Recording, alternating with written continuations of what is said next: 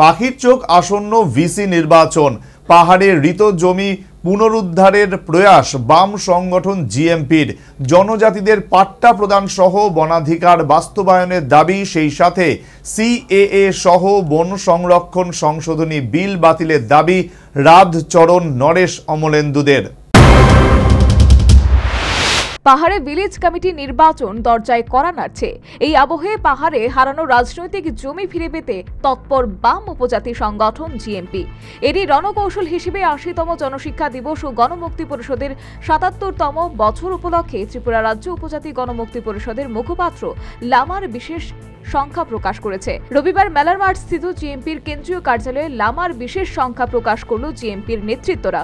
সাংবাদিক সম্মেলনে উপস্থিত ছিলেন জিএমপির সভাপতি নরেশ জমাতিয়া, সম্পাদক রাধাচরণ দেববর্মা, বাম উপজাতি নেতৃত্ব অমলেন্দু দেববর্মা।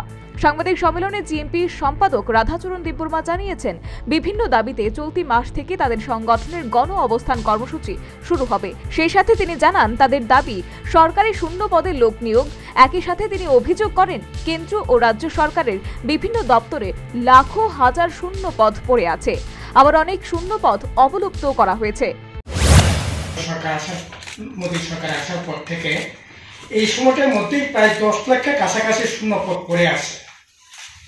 এর মধ্যে রেল সবচেয়ে বেশি বলা যেতে পারে, প্রায় 3.5 লক্ষের মতো, স্বরাষ্ট্র মতো, প্রতিরক্ষা মতো অত্যন্ত স্পর্শকাতর, অত্যন্ত ইম্পর্টেন্ট দেশ রক্ষার প্রশ্নে এগুলিতে অত্যন্ত দরকার।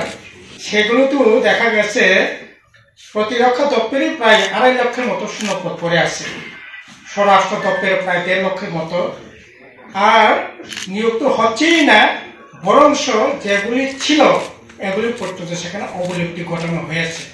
ইতিমধ্যে এই সময়টার মধ্যে প্রায় 1.5 লক্ষের কাছাকাছি এসটিদের সেখানে পদ অবলুপ্তি ঘটিয়েছে।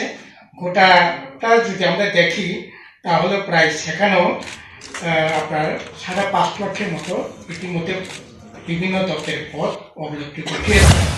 এদিন বাম উপজাতি নেতৃত্ব তাদের সংগঠনের পক্ষ থেকে অবিলম্বে সংবিধানের ১২৫তম সংশোধনী বিল পাশের দাবি করেন। সেই সাথে জনজাতিদের পাট্টা প্রদান সহ বনাধিকার বাস্তবায়নের দাবি উত্থাপন করেন।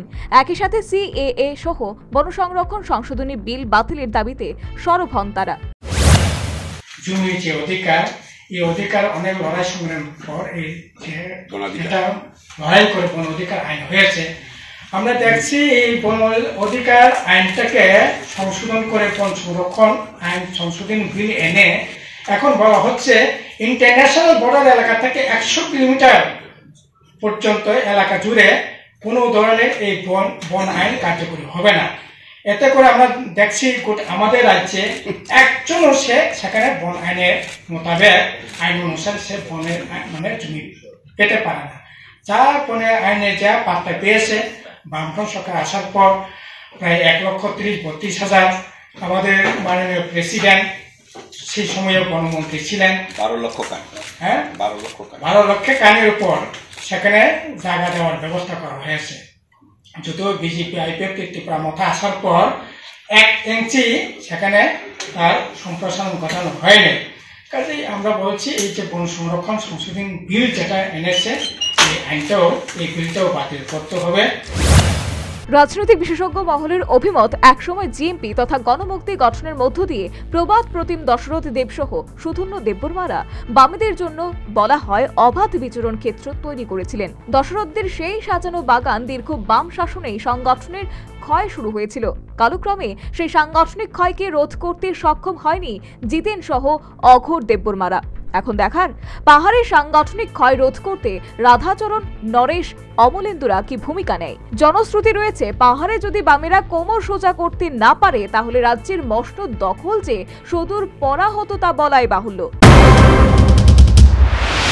সিজা ইনস্টিটিউট অফ কিডনি সায়েন্সেস কিডনির জটিল রোগের চিকিৎসার জন্য এক উৎকৃষ্ট প্রতিষ্ঠান, যেখানে উত্তর পূর্ব ভারতের প্রথম এবিও অসামঞ্জস্য কিডনি প্রতিস্থাপন এবং মৃত ব্যক্তির কিডনি প্রতিস্থাপন করা হয়। এখানে 115টিরও বেশি কিডনি প্রতিস্থাপন এবং উত্তর পূর্ব ভারতের সবচেয়ে বেশি হিমোডায়ালিসিস করা হয়েছে এবং এই সংখ্যা দিন দিন বাড়ছে। সিজা institute of kidney sciences Tripura সরকার সহ অরুণাচল প্রদেশ, মেঘালয়, মিজোরাম, মণিপুর এবং নাগাল্যান্ড সরকার দ্বারা স্বীকৃতি প্রাপ্ত।